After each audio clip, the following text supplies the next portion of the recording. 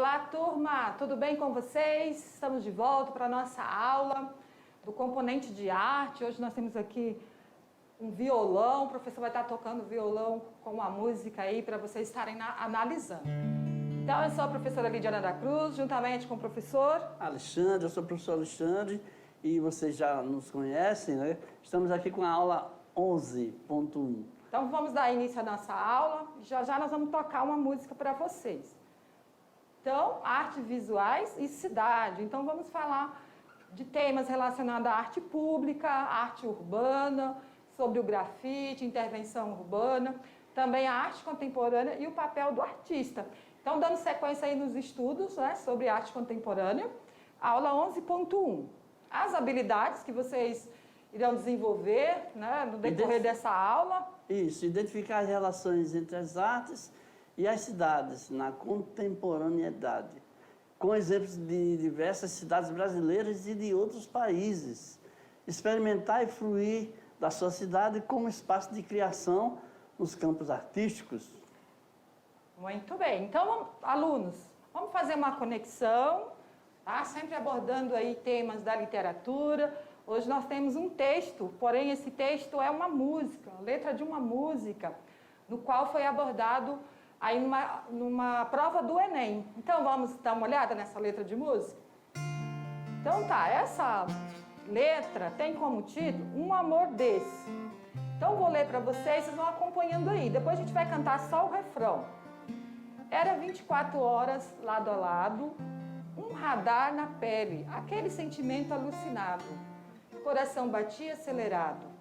Bastava um olhar para eu entender que era a hora de me entregar para você. Palavras não faziam falta, mas, só de lembrar do seu perfume, que arrepio, que calafrio, que o meu corpo sente, nem que eu queira, eu te apago da minha mente. Então vamos cantar o refrão. Esse amor deixou marcas no meu corpo. Esse amor, só de pensar eu grito, eu quase morro.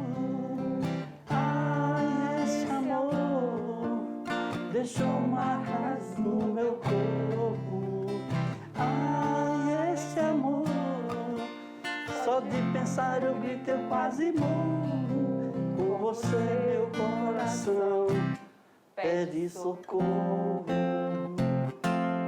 Muito bem, então... Pois é, essa canção aí é uma canção que foi feita para participar de uma campanha, né, contra a violência, né, protestando contra a violência contra as mulheres, e o texto ele é completado pela imagem em vídeo, né, e aí fica bem nítido que, apesar das doces palavras, apesar do discurso ser muitas vezes a ação não é tão amorosa assim, é totalmente diferente, né? Parece uma música falando só de romance, né? Mas ao mesmo tempo ali, observamos que essa mulher está sofrendo violência, que pode ser verbal, física também. Marcas no corpo. Exatamente, então ela foi... Vocês podem pesquisar lá numa plataforma de vídeo, com o título, vocês vão ver o vídeo, ao mesmo tempo a música sendo tocada. Bastante interessante. Então, estudante, essa música caiu numa questão do Enem, então, para que o aluno seja capaz de observar, né, o que vem por trás de uma letra, né, professor, de uma letra de música ou de qualquer outro texto, sempre vai ter ali uma informação. Então, se não conhecermos quem foi que gravou essa música, quem escreveu a letra, qual o objetivo, teremos dificuldade de entender, né? Isso. No primeiro momento parece uma música romântica, mas tem algo a mais ali existe informando. Uma contextualização, uma contextualização fortíssima e importante por trás de tudo isso. Muito bem, então vamos dar sequência, vamos agora para a nossa enquete. Temos uma enquete aí. Então, estudante, para você, qual o papel do artista na sociedade, né? De tudo que nós já abordamos nas aulas até aqui, na unidade 1, unidade 2, né? A gente vem falando aí da importância da arte, mas a arte é feita por alguém. Quem é que faz? Quem que cria? que são os artistas. Então, precisamos falar mais sobre o papel do artista na sociedade. Então, essa enquete faz essa reflexão aí. E vocês também, né? Tem que fazer a sua reflexão, analisar bem esses temas. Temos aí logo nessa primeira imagem uma colagem de vários trabalhos de alguns artistas, onde são suscitadas aí várias tendências diferentes, várias leituras diferentes, vários temas, né? 3 temas ali. E aí espero que você analise com cuidado, com calma e dê a sua Cada uma criação dessa tem um objetivo do artista, Verdade. né, professor? Simplesmente ele não fez aleatória, né? Aleatoriamente, tinha um objetivo ali. Então, a função está no papel do artista, do que ele quer representar com aquela imagem ali. Então, vamos dar sequência ao nosso primeiro tema. Arte pública. Refere-se à arte realizada em campos e espaços da cidade. Não restrita apenas a galerias, a gente já discutiu, né? E antigamente, né, até os donos de galeria ficavam decidindo que artes eles iam expor ou não, e aí a arte começou, por esses e outros motivos, a ganhar as ruas. E aí nas ruas permite o livre acesso da população, né? Muita gente tem acesso. Tem certos lugares que simplesmente em praças artistas chegam lá e começam a apresentar seu trabalho, até orquestras sinfônicas, isso acontece, isso está na internet também, e aí a gente vê. Mas, aí como a gente está colocando aí várias acessões, aí vamos vendo aí também que modifica a paisagem urbana de modo permanente ou momentâneo, e também é representada por meio de monumentos históricos, como esculturas e algumas arquiteturas. Exato. Então, trouxemos aí o Centro Histórico de Olinda, Pernambuco, que representa aí o que é a arte pública, né? Porque é algo que está ali ao alcance do público. Por exemplo, nós sabemos que a sociedade, né, constrói novas percepções, né, conforme a sociedade vai se transformando. Então, tudo é modificado, até a arquitetura, né, da cidade, as paisagens vão se modificando, é claro, pela ação do homem. Então, como nós estamos observando essa imagem aí desse centro cultural, devido ter sido construído num período ali colonial, então, esse órgão, o IPAM, está conservando como patrimônio cultural. Por quê? Porque foi feito num período, né, distanciado de nós. Então, para que a população possa apreciar aí essa arquitetura, porque é histórico, né? É a história daquele povo, daquela região. Vamos ver mais algumas obras aqui? Trouxe outras para vocês? Período colonial, né? Onde própria daquele tempo, né? Quem já foi a Olinda, né? Já passou por aí, por essa rua aí, e já entrou em cada um desses prédios, eles estão abertos, tem artesanato, tem várias representações populares aí, e é muito interessante, porque muita gente circulando aí livremente. E são edifícios lá do século XI, século XVI, olha, que harmonizam as fachadas, né, de azulejos, também com obras neoclássicas ali do século XX. Então, é uma forma também de preservar aí a história, né? Mantendo aí esse centro histórico. Aqui nós temos um outro espaço que é considerado arte pública porque as pessoas têm acesso, as pessoas apreciam, melhora também ali o ambiente, né? A escadaria de Celarão foi uma homenagem ao povo brasileiro, feito ali no bairro de Santa Teresa, na Lapa, no Rio de Janeiro. Já conhece, professor? Não, conheço Olinda. Olinda também Olinda já conheci lá, aquela arquitetura lá colonial. Já fui na Lapa, mas não cheguei, acho que no período que eu fui, ainda essa escadaria não estava pronta. Outras questões também relacionadas à arte pública são os bonecos de Olinda. Olha aí, que interessante, do carnaval. Professor, fala um pouco aí sobre os bonecos de Olinda é uma ideia maravilhosa, né? Sensacional, uma criatividade assim, muito grande, porque estão representados ali pessoas de muito destaque na sociedade, de muito destaque na TV, todo mundo conhece essas pessoas. Então, eles colocam ali aqueles bonecos e saem desfilando com eles e as pessoas se identificam e ficam rindo bastante, né? No período do carnaval, então é típico da cultura dos pernambucanos, porque faz parte, então, do folclore do momento. Isso, né? da cultura, são monumentos, né, pela preservação do patrimônio cultural, nós podemos chamar de patrimônio imaterial, né? Os bonecos é um patrimônio imaterial. Exatamente. Por quê? Porque eles só utilizam esses bonecos nesse período aí de festa. Então, tanto em Olinda, Ouro Preto, Recife, eles preservam lá a sua história, né? Na Por Bahia meio do também, centro. Na Bahia, eu estive na Bahia em janeiro, tirei muitas fotos, era para eu ter trazido para vocês. Eu visitei ali o Pelourinho, né? Que é um centro histórico também da Bahia, muito interessante. O Pelourinho é altamente festejado pelos baianos, né?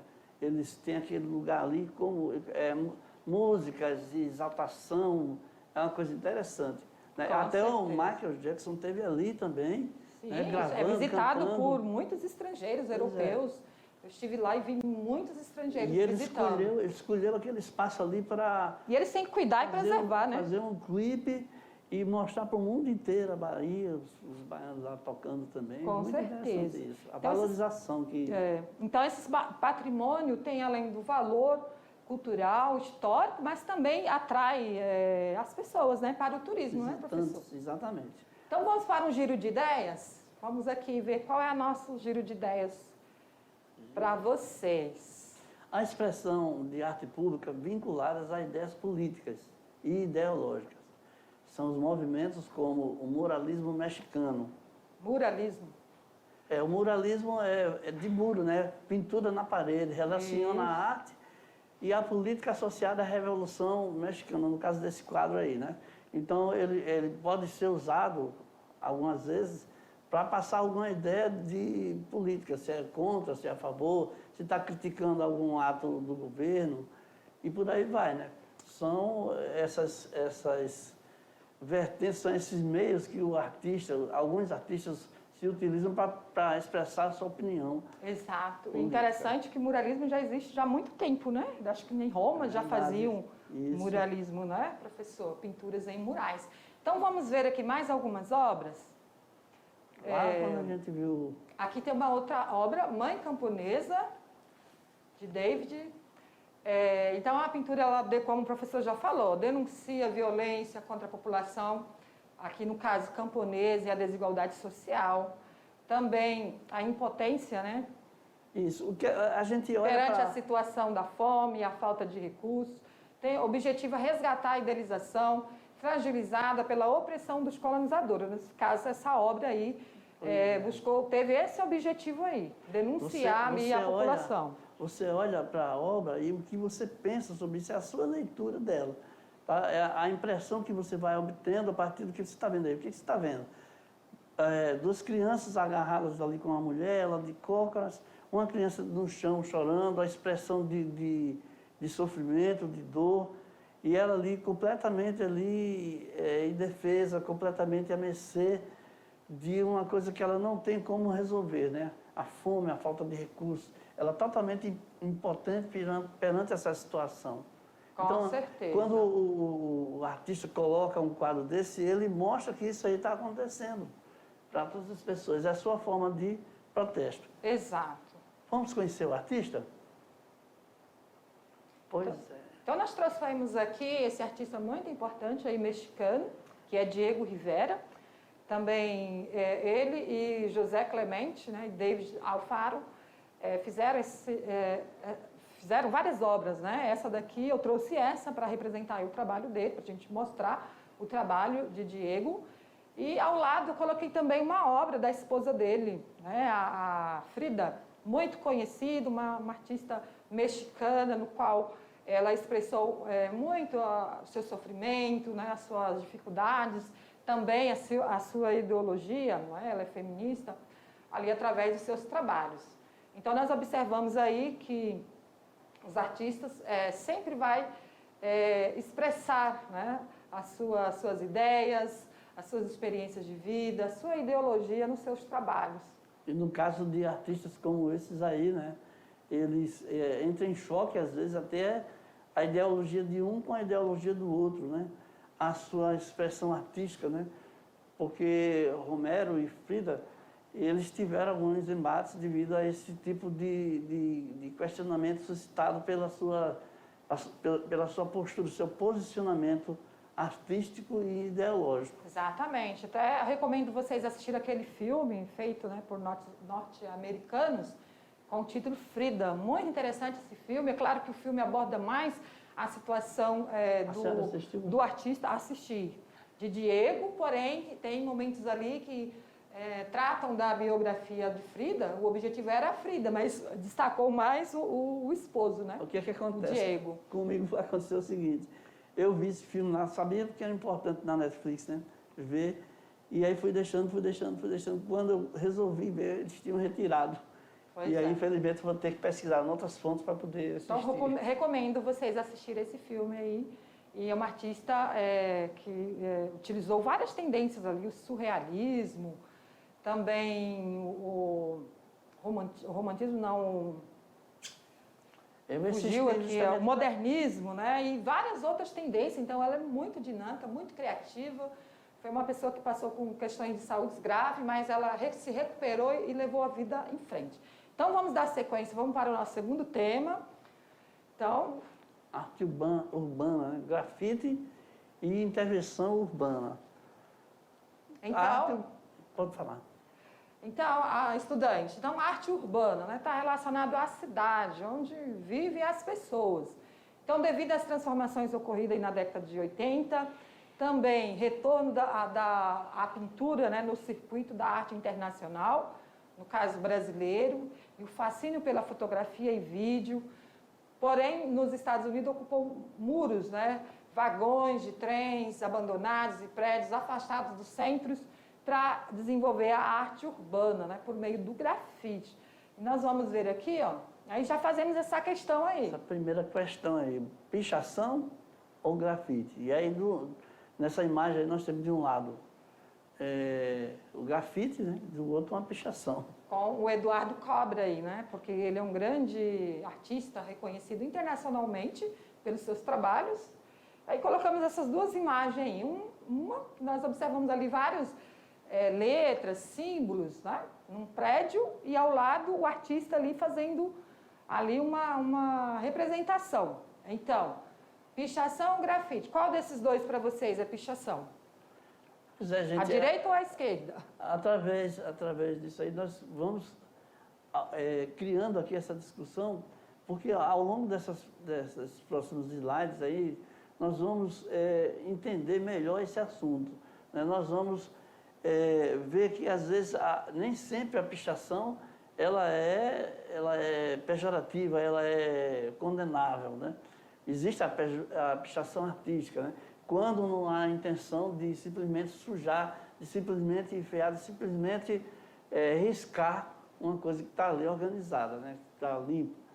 Então, vamos ver qual é o conceito de grafite? Vamos dar uma olhada aqui no texto.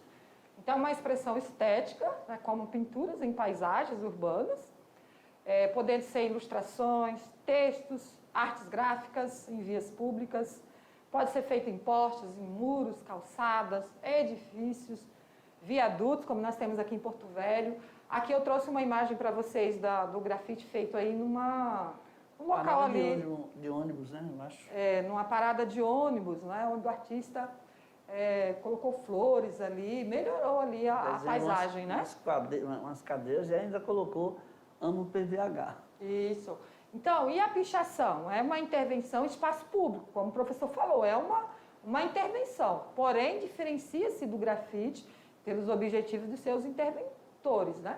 Ou seja, se o objetivo é fazer ali... simplesmente sujar, estragar a parede... deixar feio mesmo, riscar. Né? Riscar. Agora, se talvez seja uma mensagem, algo positivo, tudo bem, mas geralmente é considerado pichação quando a pessoa vai a um prédio público sem autorização e escreve lá uma frase, ou Às vezes símbolos, até desenhos. ofensiva. Exatamente, isso é considerado um crime. Tem lei municipal contra esses trabalhos feitos sem autorização do dono ali do prédio. Então, seguindo aqui, vamos falar um pouquinho mais sobre grafite. Então, passa, né, a ocupar o espaço da cidade, né, professor? O que mais que ocorre aí com o grafite? Com exuberância e expressividade. O material mais utilizado é o spray, por causa do preço, da facilidade de compra e a capacidade de aplicação rápida nos espaços. A partir de 1990, na Europa e nos Estados Unidos, o grafite passou a ser reconhecido pelo circuito da arte e pelo público em geral. É interessante essa ideia do circuito da arte, né? Que existem várias feiras, vários eventos, vários acontecimentos onde amostras de arte são veiculadas, são colocadas. E aí, dentro desse circuito, alguns artistas representados pelos seus agentes podem colocar os seus trabalhos ali.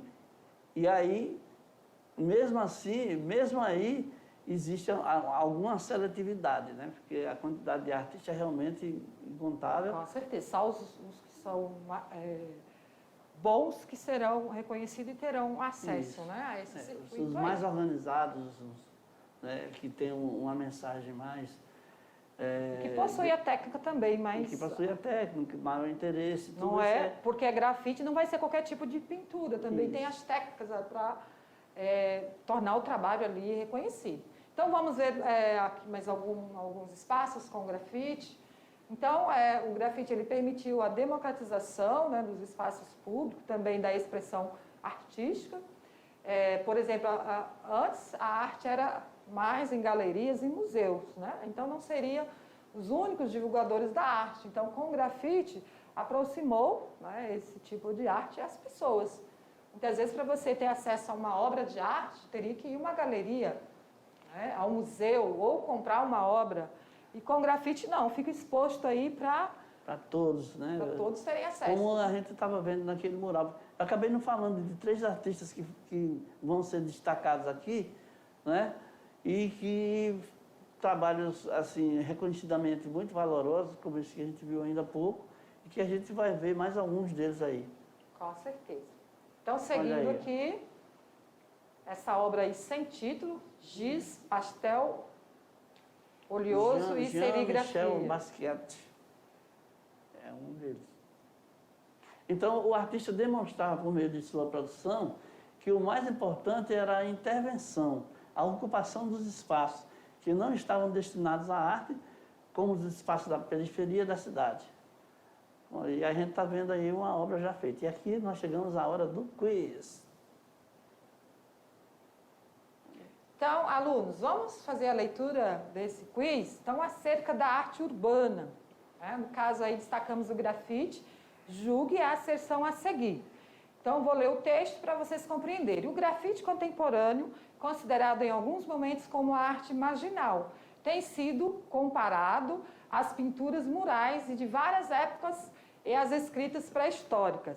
É possível reconhecer elementos comuns entre os tipos de pinturas, tais como grafite e arte rupestre, como o registro do pensamento e das crenças das sociedades em várias épocas. Então, essa asserção é verdadeira ou falsa? O que vocês acham?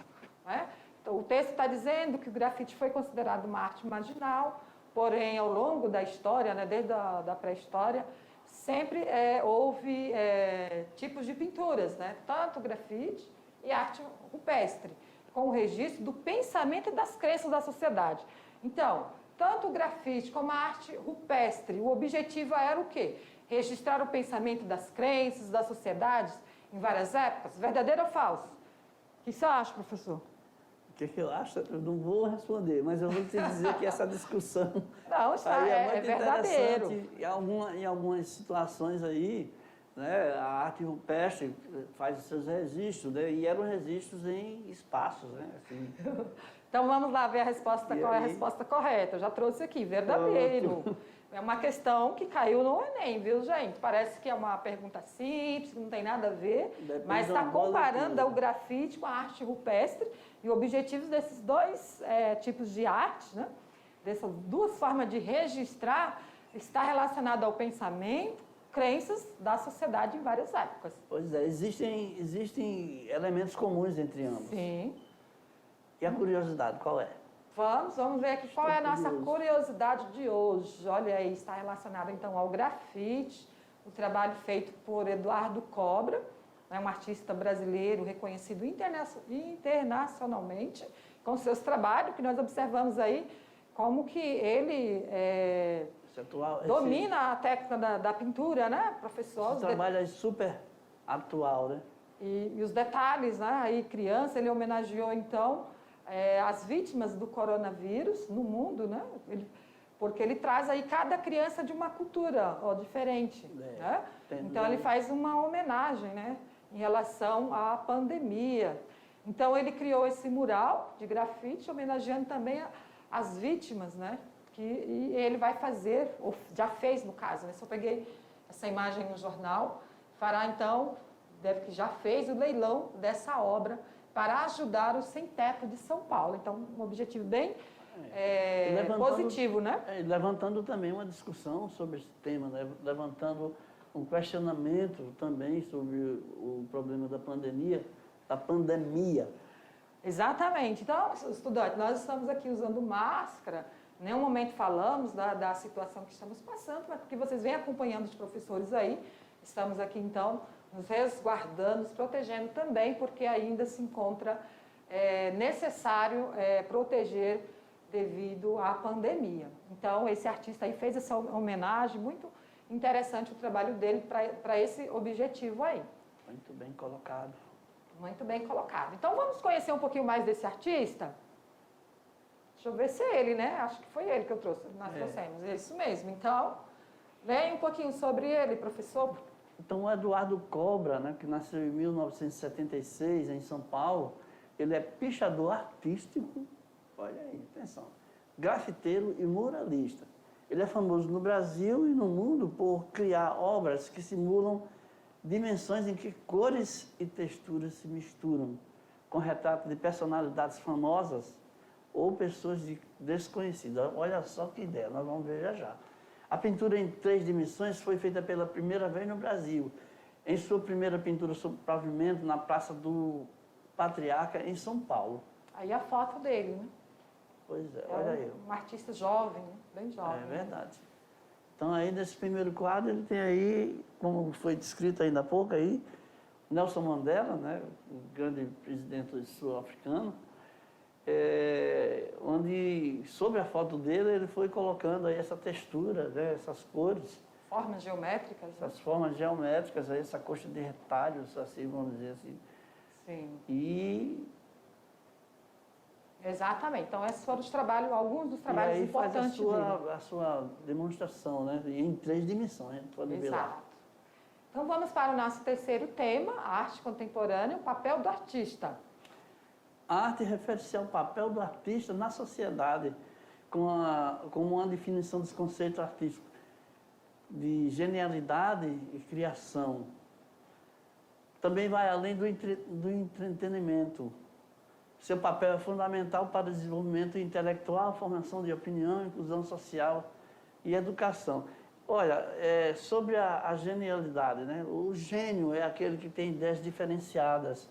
O gênio é aquele que tem ideias que ninguém teve ainda. E são ideias que passam a ser acessível a todos. São ideias que passam a ser dominadas, do domínio de todos. São ideias que parecem ser imprescindíveis. Por que ninguém pensou nisso antes? Mas é isso que acontece com o gênio, né? É isso que acontece com a criação. Então, nós podemos entender que algumas pessoas podem ter essas ideias e outras não, mas nem por isso ninguém é gênio em tudo, é isso que eu quero dizer. Ninguém domina tudo, né? É Cada um vai verdade. dominar a área de interesse, a área que estuda, aprofunda. Então, uma reflexão que é importante sobre a questão do papel do artista é que ele busca mostrar o mundo, né? Da forma que ele enxerga, né, professor? Então, vai depender de cada espectador, né? A concordar, a aceitar aquela ideia ou não, achar beleza ou feiura, né? Então, nós vamos fazer a crítica em relação ao trabalho. Pelo menos ele provoca a discussão, que isso aí é Com muito certeza. importante. Quando você discute sobre alguma obra de arte, sobre o trabalho de alguém, é válido sim, porque aí você também vai colocar a sua opinião, você vai fazer a sua leitura, você vai colocar o seu entendimento sobre aquela obra de arte. Exato. E isso é válido para o artista também, porque ao menos ele sabe o que os outros estão pensando, se deve modificar a direção dos seus trabalhos ou não, tudo isso é um feedback. Certo. Então, vamos dar sequência ao texto, vamos ver o que nós vamos falar aqui. Independentemente do tipo de arte, que pode ser tanto cinema, música, teatro, circo, literatura, enfim, o artista é sempre o protagonista e o transmissor de algo extremamente transformador. Então, sempre o artista vai ter ali, vai provocar, né? Provocar ou transmitir uma informação e mudar, né? Provocar transformação também. Então, a arte contemporânea intensifica a releitura da história dos povos indígenas, afrodescendentes e dominados durante a colonização. Então, vamos falar desse artista aí, Eduardo Suhr. Não sei se é assim que pronuncia. Eu estava pronunciando como Zrugo, mas então, enfim. Ele é idealizador e proprietário da Ataque Intervenções Urbanas, uma empresa especializada em apropriar-se de pontes e viadutos, rios poluídos e represas, parques públicos e terrenos baldios para suas instalações. Olha que ideia inteligente ele teve, né? Então ele já tem determinado ali os espaços onde ele vai colocar a sua arte. Ele já tem uma equipe que ajuda... específico, né? Ele já tem uma equipe que o ajuda a fazer as suas intervenções. Vamos dar uma olhada aqui nas instalações dele? Vamos ver aqui, ó. Aqui ele fez com o título A Arte Salva, né? Ele colocou aí nesse lago várias boias, né? Fiquei com a impressão que isso aí era Brasília, não? Sim, um prédio de Brasília. Um prédio em Brasília. Aqui uma outra, as margens do Rio Pinheiro. Ele colocou esse boneco, no qual as pessoas pensavam até que era uma pessoa viva, né? Colocou esse boneco aí, atraindo olhares da cidade sobre o rio, que é poluído. Então, olha lá, as águas em esgoto bruto. Então, como que uma pessoa vai pular num rio tão contaminado? Então, trazendo aí a atenção sobre a contaminação da água, né? Aqui é um outro trabalho, com essas garrafas gigantescas aí, no qual as pessoas observaram a questão do lixo, né, com garrafas PET. Olha só o que ele disse. Pode voltar só um instante aí, rapidinho. Olha a outra obra aí, com o título A Deriva. Também fazendo essa observação sobre o lixo. Pois é, esse trabalho aí, ele, com várias garrafas em vez de água, ele mostra o quanto está poluído o espaço, né, que devia estar com água límpida. E aí ele trabalha a questão desafiadora dele. Ótimo. Então, vamos a um outro quiz. Questões aí bem interessantes para vocês. Sobre aquela música que nós cantamos, professor. Vamos ver qual é a pergunta? Então, ó, a música Um Amor Desse era 24 horas, lado a lado, um radar na pele, aquele sentimento alucinado. Coração batia, acelerado, basta um olhar para eu entender que era hora de me entregar para você. Palavras não faziam falta mais. Então, essa letra da canção foi composta especialmente para uma campanha, buscando conscientizá-las acerca do limite entre relacionamento amoroso e relacionamento abusivo. Para tanto, a estratégia empregada na letra é a naturalização de situações opressivas que fazem parte da vida de mulheres que vivem em uma sociedade patriarcal. Então, estudante, sobre aquela letra da música, né? Que nós fizemos uma reflexão sobre ela. O que vocês acham? É verdadeiro ou falso em relação à estratégia da música? No caso, foi utilizada numa questão do Enem. O que vocês acham? Verdadeiro ou falso? Professor? Olha só, nós já vimos aí que não há condição de relacionar ao amor, né? Mas, e sim ao relacionamento abusível, né? Porque a letra, ela emprega todo o questionamento, colocando assim, como as pessoas se enganam muitas vezes com o discurso, né? Um discurso amoroso ali e tal, mas na realidade o que acontecia eram abusos, eram ao contrário, né? Era totalmente o contrário. Verdade. Porque essa campanha ela foi feita com a música, com a letra e tudo mais, mas também tinha um vídeo onde mostrava as outras coisas que aconteciam de verdade no relacionamento. Verdade. Então, dando sequência aqui, pessoal, verdadeiro, falso, relação é falso em relação àquela última pergunta ali, ó. Só voltando ao texto rapidinho. Por exemplo, ali, ó. As estratégias empregadas na letra é para naturalização, essa palavra naturalização é achar normal situações opressivas, então nós observamos que não. Então, qual seria a questão, a explicação dessa letra? Exploração de duplo sentido, como o professor Alexandre falou, que mostra que atos de dominação e violência não configuram amor. Então, a música ela traz duplo sentido, né? Então, seria esse a questão afirmativa, correta, né? Então, vamos dar sequência, vamos para o nosso próximo tópico, sobre a enquete que nós perguntamos a vocês no início da aula. Professor, você quer falar sobre essa enquete? Qual o papel do artista na sociedade? Pois é, o artista e seu trabalho são personagens fundamentais e eficazes de qualquer política de mudança, né? Porque eles são capazes de transmitir alegria, conhecimento, emoções até nos cenários mais tristes da nossa realidade.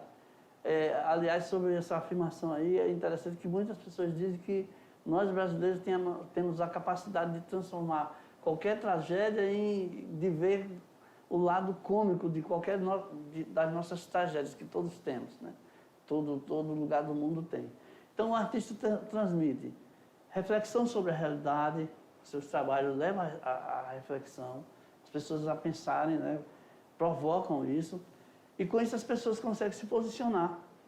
Serão capazes de ter sua própria ideia e questionar e traduzir seus ideais e ideologias. Exato. Então, nós observamos aí várias questões que configuram aí a importância do papel do artista para a sociedade. Professor, só aquelas imagens ali, nós observamos que alguns artistas utilizam materiais reciclados, materiais descartados aí no ambiente e transformam o quê? Em arte, transforma em arte para trazer a reflexão de como, né, como tratar a natureza, como tratar a questão da degradação da natureza por meio do lixo. Então, professor... Nós vamos terminar aqui fazendo um pouquinho daquela canção, né, para ficar na sua lembrança aí que as aparências enganam e que a gente tem que refletir muito para poder não cair em falsas ideias, né, para poder não cair em papo que não é verdadeiro, né? Tá, vamos só mostrar aqui as nossas referências e a gente Sim. conclui com a música. Então, essas são as nossas referências, se necessário, vocês pesquisam mais. Vamos lá, então, ao refrão da música.